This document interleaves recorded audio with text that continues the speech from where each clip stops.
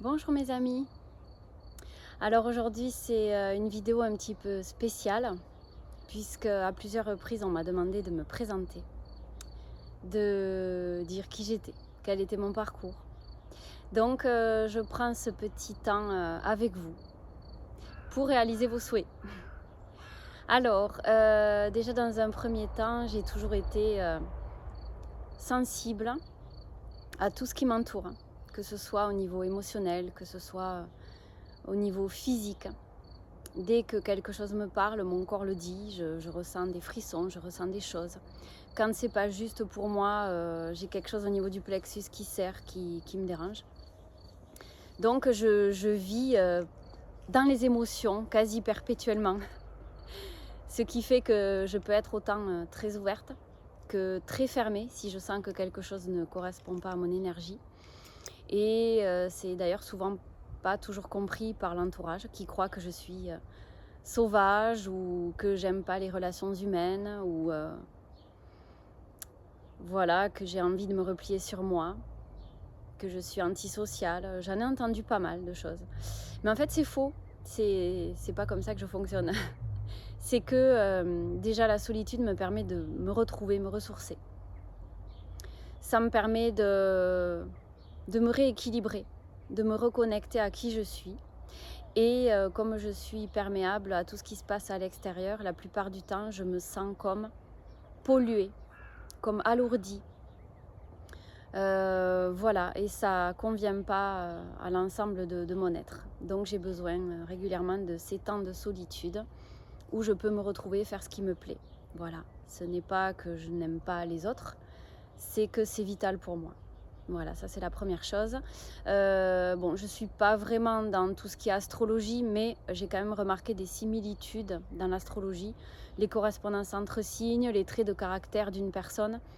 De ma propre expérience, j'ai pu constater que quand on est un signe d'eau, on est beaucoup plus sensible, beaucoup plus dans l'émotionnel que les autres signes.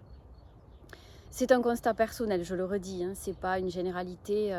Je n'affirme rien, je parle toujours de ce que j'ai vécu moi, de mes expériences. Et moi, je suis un signe d'eau, je suis poisson. On dit que c'est le signe le plus sensible du zodiaque, et je confirme. C'est compliqué de vivre dans un monde dans lequel on vit en tant que poisson, vraiment. Parce que souvent, on n'est pas compris. On va nous dire qu'on est perché. On va nous dire que, voilà, des fois, on va nous prendre pour fous. Voilà. Alors que simplement, on a une perception du monde qui est beaucoup plus affinée. On arrive à voir et à ressentir beaucoup plus de choses dans l'invisible, ce qui est mon cas. J'ai toujours fonctionné ainsi, des impressions de déjà-vu quand j'étais jeune, des sensations de grand malaise parce que je ne savais pas où j'étais, qui j'étais. Et je me rappelle de ce matin-là, je déjeunais, j'étais peut-être entre 6 et 8 ans d'âge. Et j'ai regardé mon bol comme ça, je buvais mon bol de lait chocolaté. Et je me disais, pourquoi je suis là? Qu'est-ce que je fais ici? Et là, j'ai vu un univers noir avec plein d'étoiles. Et je me suis sentie très très mal. Je me suis dit, oh, mais je suis dans cette immensité. Et à la fois c'est tout petit. Je ne savais pas l'expliquer et j'ai ressenti un grand malaise. Et j'ai compris en fait qu'il y avait une dualité. Il y avait le monde dans lequel on vit, dans la 3D. Et il y avait le monde d'où on vient, qui est plus dans l'invisible. Et cette dualité m'a créé un grand malaise. Déjà à l'époque, j'étais connectée. Régulièrement, j'avais des sensations de nausée. Et bon, j'ai compris beaucoup plus tard, des années après, qu'en fait c'était au niveau de l'émotionnel. Je captais tout ce qui m'environnait et je ressentais ces nausées, mais je l'appelle aujourd'hui les nausées émotionnelles. Donc si vous êtes dans ce cas, sachez que vous n'êtes pas seul. Il se passe des choses dans l'invisible et le plexus, c'est le chakra des émotions, voilà, le plexus solaire, et c'est par là que tout passe.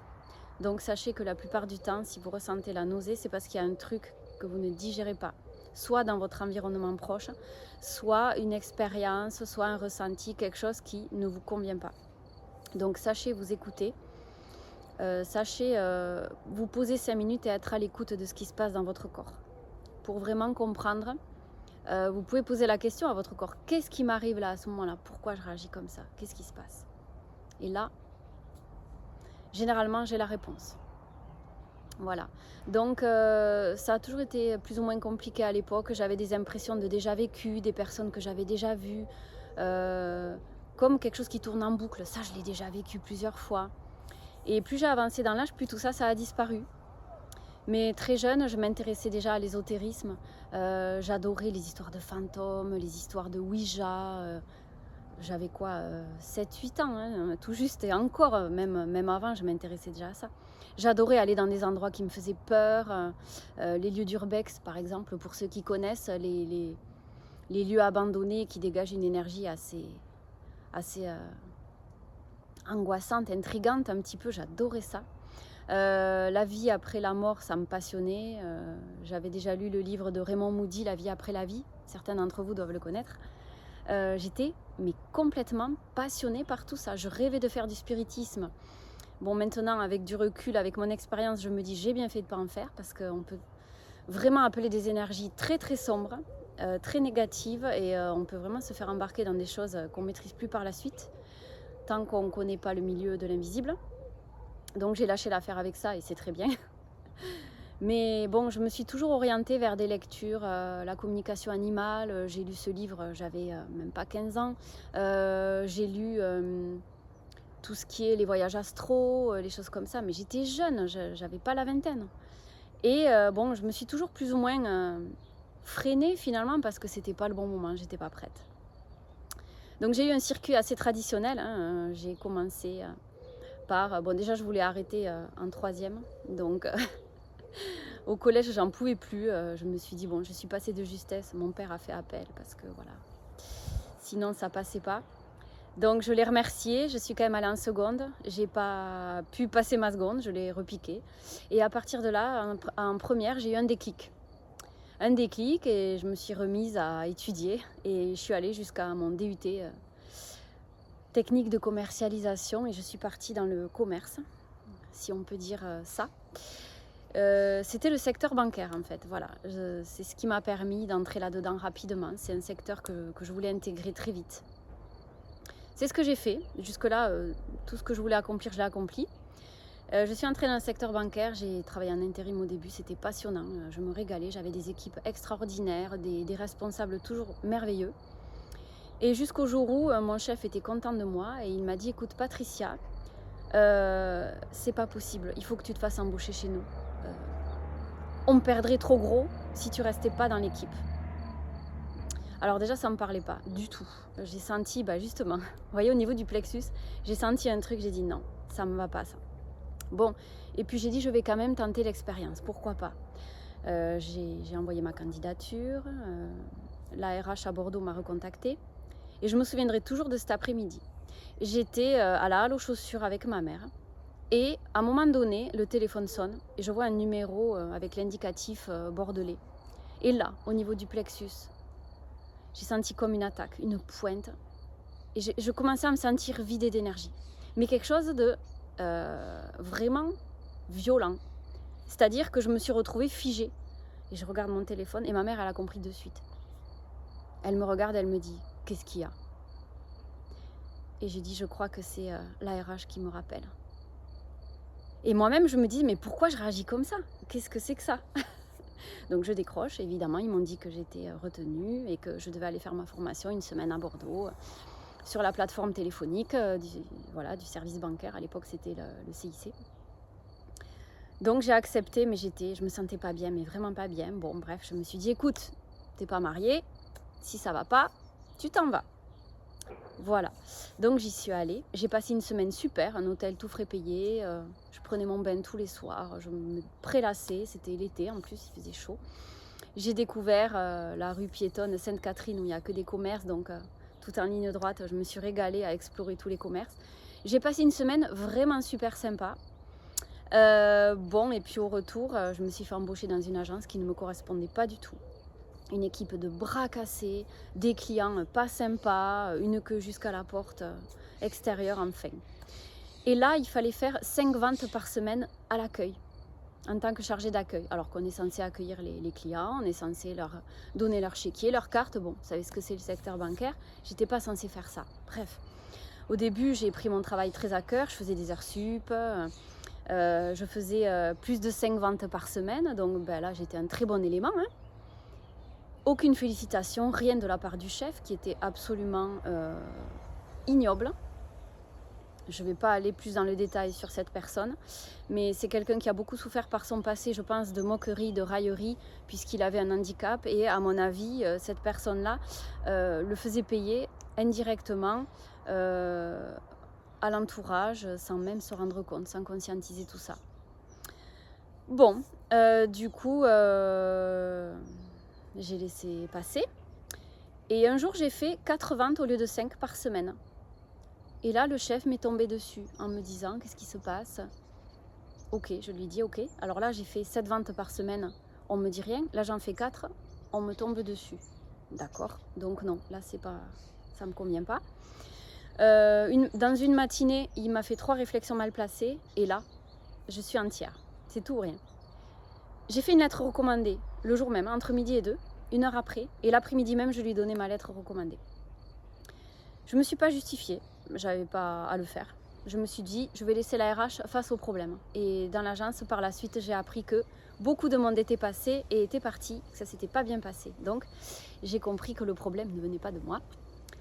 Et du coup, ce chef a été très sympa tout le reste du temps que j'ai eu à passer là, le temps de ma démission, puisque j'ai démissionné, hein, j'étais en CDI, donc j'ai démissionné, j'avais aucune aide financière.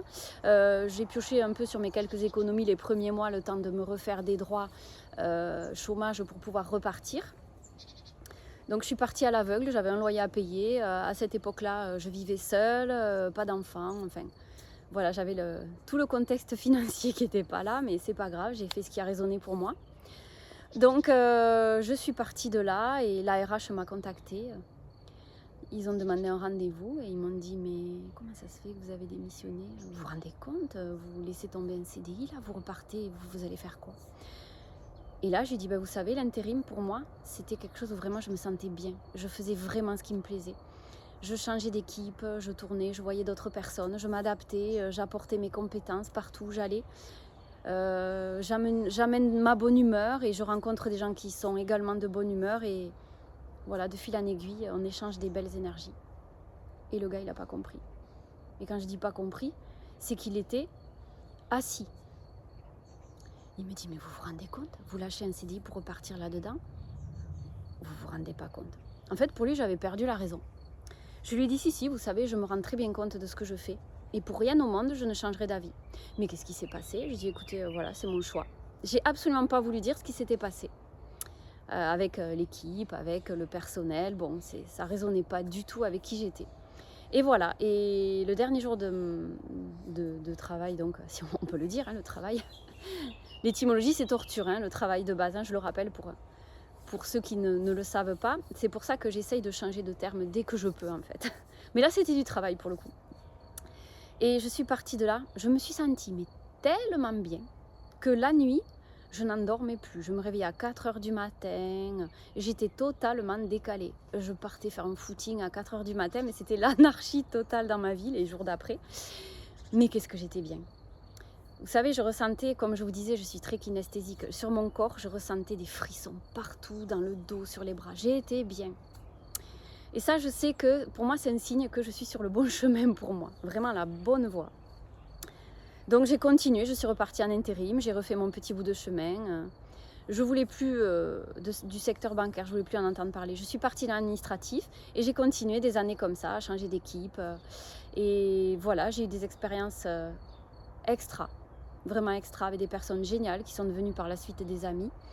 J'ai eu des personnes, j'ai rencontré des personnes, moins bien, des expériences beaucoup plus contraignante, on va dire, que j'ai pas forcément bien vécu, mais je suis pas restée, donc j'ai changé.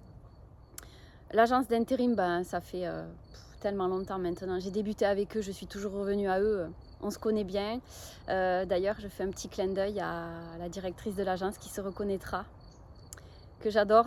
Voilà, je vais pas faire de la pub, mais au début j'ai commencé, c'était Vedi Orbis. Après c'est devenu Randstad. Voilà, et cette personne se reconnaîtra. Gros bisous à toi. Je suis très heureuse de t'avoir connue, voilà, et que tu aies été mise sur mon chemin parce que tu es vraiment une personne super. Et grâce à toi, j'ai pu avoir plein de missions qui m'ont amenée vers ce que je suis aujourd'hui. Je vais y venir. Donc voilà, et puis là, une de mes dernières missions s'est déroulée, ça a été, je crois, une des pires. Clairement une des pires. J'étais dans une équipe où au début tout se passait bien, mais dès qu'on m'a changé de poste pour un remplacement, j'ai vu le vrai visage des gens. C'était des personnes condescendantes, méchantes, grossières, qui n'étaient pas du tout dans les mêmes énergies que moi. Donc c'était un langage de sourds, on ne se comprenait pas. Elles discutaient de choses, moi d'autres, enfin bref. Une horreur, j'ai honoré mon contrat jusqu'au bout, mais c'était une horreur. Je vais vous passer les détails. Et après, ensuite, je suis partie de là, pareil, une félicité pas possible. Oh, je suis allée me balader le lendemain en forêt, toute une journée, à écouter les oiseaux, à regarder le soleil. J'en avais des frissons, encore une fois, sur tout le corps. Je sentais un bien-être, une expansion. Je sentais mon chakra du plexus qui s'ouvrait là, à nouveau. Oh, un bonheur, quoi. Le meilleur souvenir de ma vie, je crois, un des meilleurs. Et bon, petit à petit, là, j'ai appuyé sur Start. J'ai dit, bon, maintenant... je suis attirée par l'énergétique, je vais me former. Donc j'ai été formée thérapeute énergéticienne, j'ai passé une semaine merveilleuse dans un cadre idyllique. J'ai rencontré une amie qui se reconnaîtra aussi, à qui je fais un gros bisou, ainsi qu'à son petit et à sa chienne. Et ensuite ça a été le début, quoi. Tout s'est enchaîné très très vite. Je me suis formée à plein d'autres choses, à la lecture de l'âme, passage d'âme, nettoyage de lieux, de personnes, voilà. Et j'ai enchaîné, je me suis intéressée au voyage chamanique. Et puis bon, de fil en aiguille, j'ai été formée à d'autres choses. Et puis un beau jour, avant j'étais beaucoup dans le New Age parce que je ne connaissais pas, comme chacun d'entre vous qui avait suivi votre cursus actuel. Là, vous avez très certainement été beaucoup dans le New Age. Mais bon, quand on ne sait pas, voilà, hein, et petit à petit on change. Et je me suis dit, mon Dieu, mais tout ce que j'ai fait avant, dans ma formation de thérapeute énergéticienne, il y avait beaucoup de New Age, il y avait les anges, les archanges, tout ça. Aujourd'hui, j'ai bien compris, bien intégré que, voilà, je ne veux plus du tout faire appel à aucun être extérieur pour retrouver mon plein pouvoir et pour aider les personnes à retrouver le leur. C'est-à-dire qu'on œuvre ensemble, je les accompagne et c'est eux qui œuvrent. On fait appel à personne, c'est juste leur conscience. Voilà, donc ça a été magique aussi, ça a changé beaucoup de choses pour moi aujourd'hui dans ma façon de voir les choses. Et donc du coup, à l'époque c'est pareil, je suivais les chaînes de certaines personnes qui étaient beaucoup dans le New Age. Donc j'ai découvert l'hypnose régressive ésotérique, j'ai fait ma première séance parce que j'avais beaucoup de choses à nettoyer. Ensuite j'ai fait la seconde, puisqu'il me manquait des éléments dans la première, il y a pas eu grand changement. Sur l'instant, je me sentais très bien, ça a duré un temps. Mais bon, après, les choses revenaient. Donc, je me suis dit, j'ai pas du tout exploré. J'en ai fait une seconde. Même chose, des choses allaient mieux, mais ça tournait encore. Des choses qui revenaient, qui n'étaient pas finies. Donc, rassurez-vous, si une séance d'hypnose régressive n'a pas suffi pour vous, c'est que tout n'a pas forcément été exploré comme il faut. Ou alors, peut-être que votre conscience n'était pas encore prête, ou que le travail est long, ou qu'on n'a pas exploré forcément le subconscient, parce que le subconscient, quand il y a des programmes de contrôle qui tournent en boucle, si on ne l'explore pas, il ne se passe pas grand-chose au final sur certaines choses. Il y a plusieurs facteurs qui font que parfois, on peut avoir besoin de revenir faire des séances d'hypnose. C'est pas une tare, c'est pas que les personnes n'ont pas été compétentes, pas du tout, c'est que chaque cas est différent et que parfois, il faut aller explorer d'autres choses, y revenir, voir pourquoi ça bloque, qu'est-ce qui n'a pas été vu, etc. Voilà, donc moi j'ai fait ma deuxième séance et par la suite, cette deuxième séance-là, ça a été le deuxième appui sur Start, puisque le premier, c'est ma dernière expérience en intérim avec, on peut dire, une équipe de bras vraiment cassés. Premier appui sur Start. Et ensuite, le deuxième, c'était celui-là. Je me suis dit, je dois être formée en tant que télépathe. Parce que finalement, j'avais toujours ça en moi. Je captais les choses avant, je recevais des flashs, des infos. La nuit, dans mes rêves, ça m'est arrivé de voir des personnes qui décédaient en avance. Une personne est décédée à telle heure, en pleine nuit. J'ai été réveillée en sursaut, j'étais en transpiration, le cœur qui palpitait. Je me sentais très très mal et en fait, c'était l'heure de décès de la personne. Voilà, à l'époque, c'était mon petit ami. Donc autant vous dire que ça a été un choc monumental. mais vraiment, j'ai passé 6 mois compliqués. Mais voilà, j'avais des lapins à l'époque, donc une lapine qui est décédée dans la nuit est venue me voir et m'a passé un message, elle me disait au revoir, elle repartait. Donc toutes ces choses-là ont fait que voilà, au niveau télépathique, je captais des choses depuis toujours et je ne l'avais jamais vraiment mis à profit. Donc là, j'ai dit, je vais être formée, je ne peux pas faire autrement. Donc je me suis formée auprès de la team Griffasie, j'ai fait ce que j'avais à faire, je suis encore en train de voir certaines choses auprès d'eux. Mais j'ai monté ma chaîne YouTube entre-temps, donc fin mars 2023. J'ai créé mon entreprise en janvier 2022, hein, entre ciel et terre.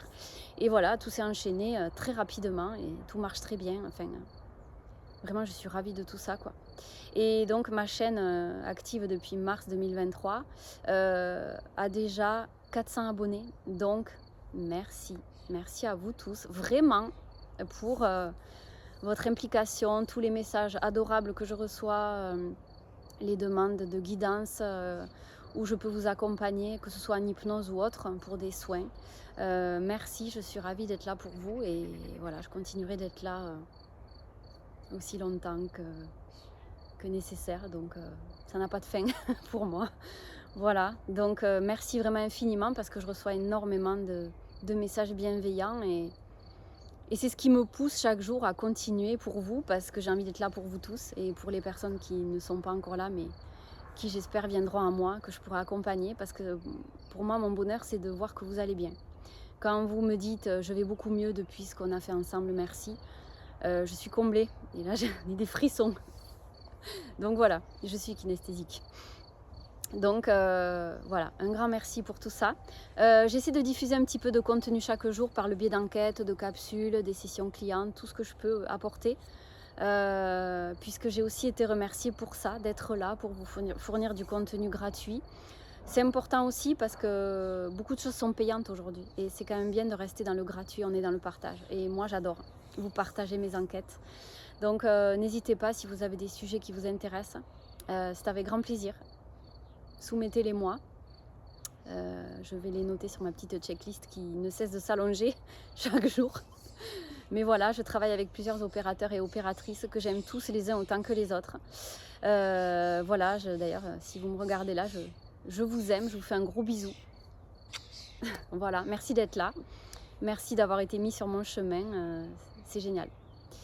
Et je le dis assez souvent, là, je suis en train de vivre ma meilleure vie parce que voilà, je suis dans ce que j'aime faire et j'aide les autres. Ça peut pas être mieux.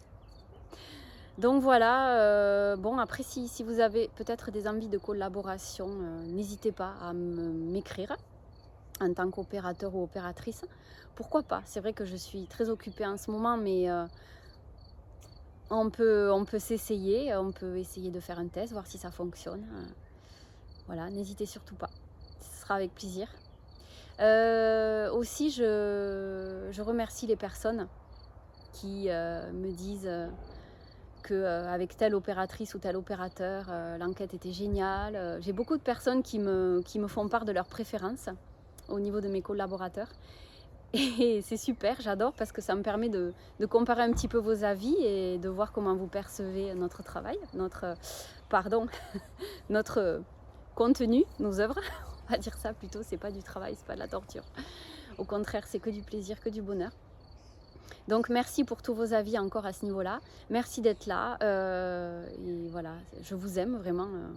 Je suis heureuse d'être là pour vous et pour nous. Voilà. Donc je vais aussi maintenant préciser un petit peu en vrac. Hein, c'est un petit peu comme ça. J'ai décidé de faire ce live. C'est mon premier. Donc j'improvise totalement. J'ai rien préparé. C'est vraiment nature peinture comme on dit. D'ailleurs le cadre est là. Hein. Il pleut pas, mais voilà. J'espère que ça va rester comme ça le temps que j'ai fini. On va le co-créer, hein. Le ciel va rester comme ça. Voilà, donc quelque chose que j'ai beaucoup aimé et pour lequel j'ai beaucoup été reconnue, c'est la communication animale. J'ai commencé sur des groupes Facebook où je me suis exercée pour des personnes qui avaient besoin d'aide. Finalement, c'était une lecture de l'âme animale, hein, on peut dire ça comme ça. Et ces personnes me contactaient en m'envoyant des messages vraiment mais tellement adorables, en me disant, par exemple, je vois pas d'autre personne qui peut débloquer la situation à part toi. Je t'ai conseillé à une de mes amies et j'avais que des retours positifs tout le temps. Je tombais juste. Il n'y a pas une fois où j'ai pas le souvenir, c'est pas de l'ego, mais j'ai pas le souvenir d'avoir eu une expérience où je m'étais trompée. avec un animal. Soit c'était pas très précis parce que l'animal ne voulait pas forcément divulguer d'informations, enfin sa partie supérieure, soit c'est parce que on n'était pas allé assez profondément dans la problématique, mais il y a toujours eu des résultats extraordinaires et les personnes étaient bluffées. Donc voilà, c'est aussi en rapport avec ce qu'on fait en hypnose, hein.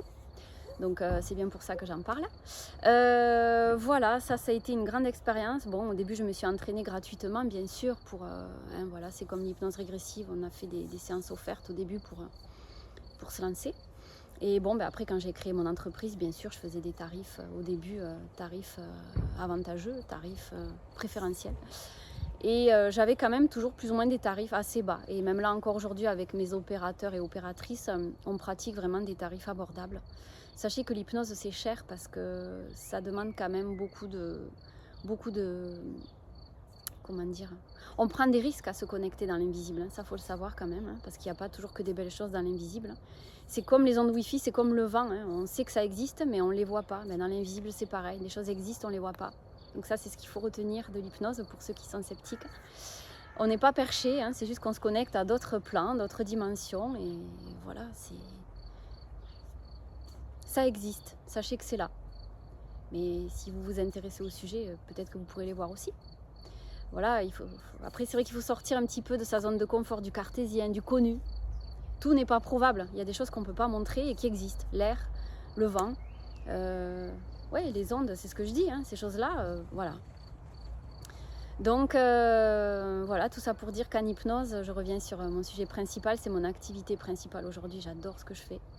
On peut faire des séances d'hypnose pour des animaux, pour les défunts, pour des personnes comme vous et moi, pour qu'est-ce qu'on peut faire d'autre? Oui, des séances de géobiologie également. On peut explorer une maison, faire un nettoyage. Sachez qu'on travaillera toujours d'après comment on a été formé. La méthode Grifasi, sans faire de publicité, puisque là, c'est vraiment, on travaille avec notre plein pouvoir, on fait appel à rien d'extérieur, c'est vraiment les fondations de la méthode. Donc on fera les choses avec votre partie subliminale, mais on n'appellera pas d'ange, archange, etc. Rien de tout ça. On travaille avec votre conscience et la nôtre. Voilà, on vous accompagne à vous libérer vous-même et vous récupérer votre plein pouvoir. Voilà. Donc je pense que j'ai fait une petite présentation, grande présentation. Je vois qu'on en est presque à 30 minutes. Donc voilà pour mon premier live. J'espère qu'il vous aura plu. N'hésitez pas à me faire un petit retour de ce que vous avez pensé de mon expérience, de ce que vous avez perçu. Si le cadre vous a plu. Voilà, je suis pas loin de chez moi, là, juste à côté. Hein, j'ai pas eu à aller bien loin. Voilà. Donc, je vous souhaite une belle journée. Je referai d'autres lives. Voilà. Selon vos commentaires, je m'adapterai à vos désirs. C'est toujours ma priorité de vous rendre heureux, que vous soyez bien, de vous apporter un peu de bonheur, de l'aide, voilà. On marche ensemble. Je suis à vos côtés. Quand vous avez besoin, n'hésitez pas. Je vous souhaite une très très belle journée. Je vous remercie de m'avoir écouté jusqu'au bout. Et je vous dis à très très vite pour des nouvelles enquêtes, des sessions clients, des petites capsules, comme on aime bien les faire. Bisous, à très bientôt.